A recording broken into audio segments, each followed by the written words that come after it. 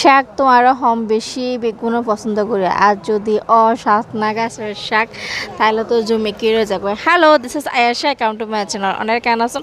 আশা করি অনেক বেশি ভালো আছেন। আমি ভালো আছি আলহামদুলিল্লাহ। অনারতই তো অনারত ভিডিও দেখে আনা এতক্ষণ বুঝি কি অঙ্গই যে যে কি রেসিপি সাথে এই হলে শাক না গাছের শাক।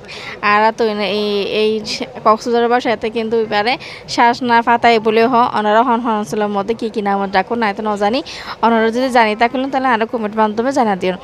তো ইনারে সুন্দর করিয়ে নেয় পাতা ওনারা বাঁচিলই বাঁচানোর পরে ইনারা এখন 2-3 বার করিয়ে আনে পরিষ্কার করিয়ে আনে দিলে তো আনার পরে এখন যাইম বোধ রান্নার মধ্যে এখন হরে লইলই হরের মধ্যে এখন দুই রাখে পরিষ্কার করে সাজনা পাতা দিয়ে তারপর দিয়ে এটা ফার্স্ট কাঁচামরিচ তারপরে দিয়ে আর 8-10 রসুনের কুয়া তারপরে দিয়ে মাঝারি সাইজে ওকে পেঁয়াজ কুচি এরপরে দিয়ে আমরা কিছুটা এটা টমেটো কুচি এরপরে দিয়ে আমরা এটা স্বাদ মতো লবণ আর দিয়ে আমরা হইলে পরিমাণ মতো পানি দেওয়ার পরে এনার একটু মাখিয়ে আনে এখন দিয়ে আমরা চুলার মধ্যে তাই এখন হরাই বা চুলার মাঝে বয়ে দিই দেওয়ার পরে ইনারে সিদ্ধ হওয়া পর্যন্ত অপেক্ষা করছিলাম। তাই এখন একটু সিদ্ধ হয়ে বলো করে উঠলে এখন একটু লাড়িয়ে ছাড়িয়ে দিম যেন পুরা শাক ভালো করে এনে সিদ্ধ হয়ে যাবই একদম পানি এনে শুকাই ফেলা ফুরিব।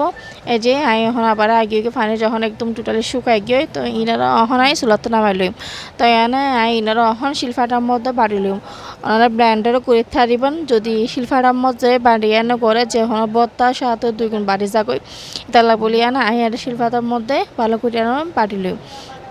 তো এখন আর বাটা শেষ হয়ে গিয়ে তারপরে এটা দিয়ম তো হলে ম্যাজিক মশলা এবার ওনারা চাইলে দিতে পারিবেন।